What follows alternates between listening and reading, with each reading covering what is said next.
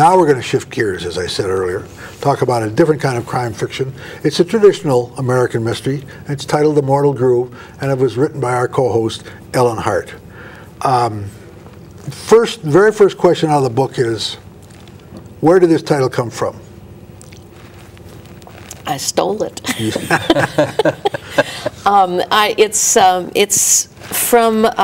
a title of a song by a man named John Gorka, who's a Minnesota folk singer. Ah, okay. And I happen to love his titles, and I love his singing. And as soon as I came across that title, I thought, for me, title comes first in writing a book. I saw that title, and I thought, man, I can write a story about that. So even though you're working on your probably 25th novel, you're still using that same kind of lever or switch. When you get a title, then you can start really putting the book together. Well, actually, this one, the one that I'm working on right now, which is called Wheel on a Wire, is... Ooh, that's a good title.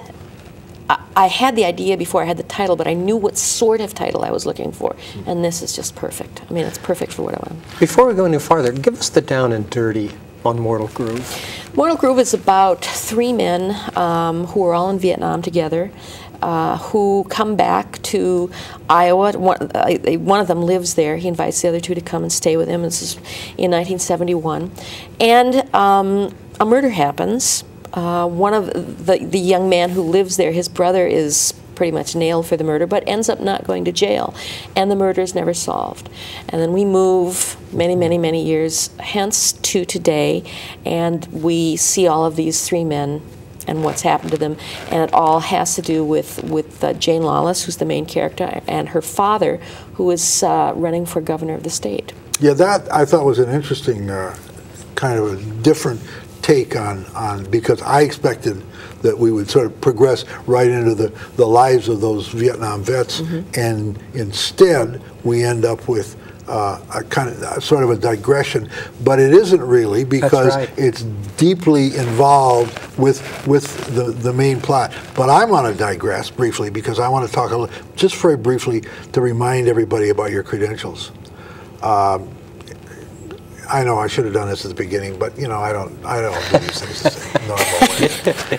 You never do things the way never you should. That's fine, Carl. She's the author of about 25 novels. She's a teacher at the Loft, where she's been for 11 years, and she has won a number of awards: 5 Lambda Awards for Best Lesbian Mystery, 3 Minnesota Book Awards. She writes, as I said, about Jane Lawless and Sophie Greenway, and it's not true that she was named a princess of the realm just before Katrina hit New Orleans. It's not true. Not true. No. So, all right, let's go back to the book, because that's really what we want to talk about. One thing I just want to say here is you keep categorizing it as a traditional mystery, and boy, I thought this was so not traditional in so many respects. You know, it has elements, traditional elements, and the series has been moving, I think, in a bit darker.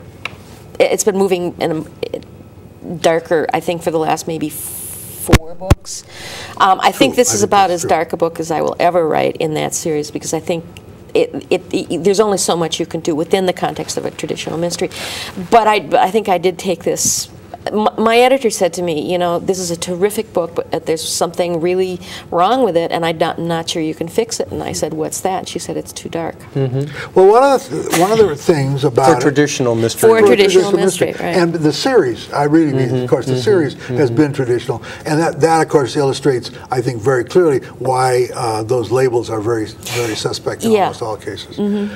This book very clearly has violence as a theme. But yet it does not.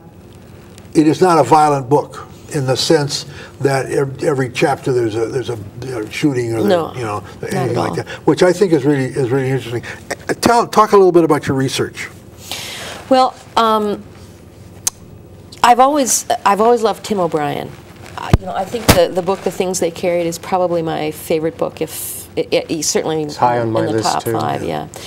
And I'd always wanted to write something sort of out of that experience. Not that I, was there or feel like I entirely understand it, but I felt like it was what I wanted to write about was about men, in this case, 3 men who had been to war, who had been, you know, they'd had some success as soldiers, or they were terrible soldiers. But they lived through this, came home, and what everybody expects from people who've been in war is that they will come back and they will just get on with things. They've been through maybe the worst experience that their life is ever going to have, and now you're alive, get on with it.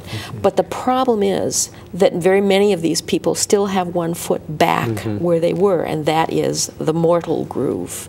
They're still in that groove. It's that saying, you know, that you can be in this or that groove. Well, they're still back there. We're killing, and violent impulses made you survive.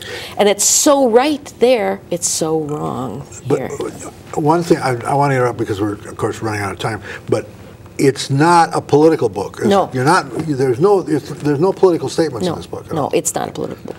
I was so impressed with how well you nailed that male relationship. I was too. It was just amazing.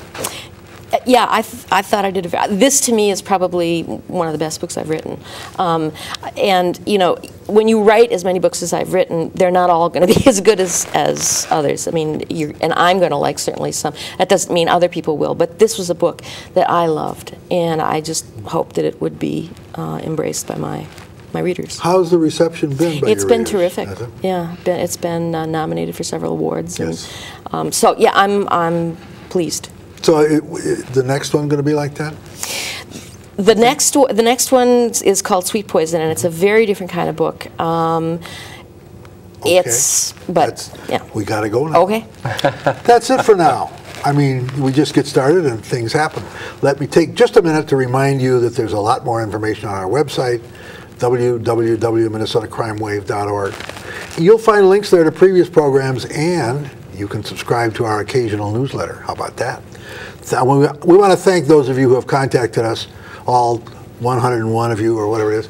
And remember, if you have comments, questions, or suggestions, we really would like to hear from you. You can email us at minnesotacrimewave@yahoo.com. So we'll see you next time, and as always, read more mysteries.